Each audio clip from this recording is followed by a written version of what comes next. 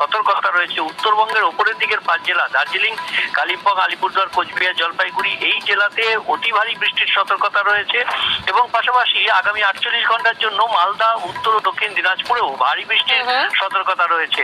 অর্থাৎ প্রবল বর্ষণ হবে, তাতে পর্যটকরা যারা যাচ্ছেন বা ওখানে রয়েছেন তাদের জন্য আলিপুর আবহাওয়া দপ্তরের পূর্বাভাস যে কোনো সময় ধস নামতে পারে, পার্বত্য এলাকার যে কোনো রাস্তায় ধস নামতে পারে, নদীর জলস্তর বাড়তে পারে, নিচু এলাকা প্লাবিত হতে পারে। অর্থাৎ দুর্ভোগে কাটবে উত্তরবঙ্গে এই সপ্তাহ, অন্তত এই পরিস্থিতিতেই কাটবে। দক্ষিণবঙ্গের ক্ষেত্রেও ভারী বৃষ্টির সম্ভাবনা রয়েছে, তবে হালকা রেইন বা রিমঝিম বৃষ্টি চলবে দক্ষিণবঙ্গেও। শনিবার পর্যন্ত এই পরিস্থিতি বজায় থাকবে।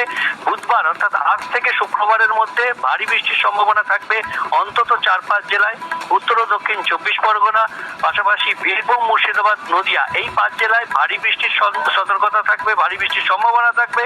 বাকি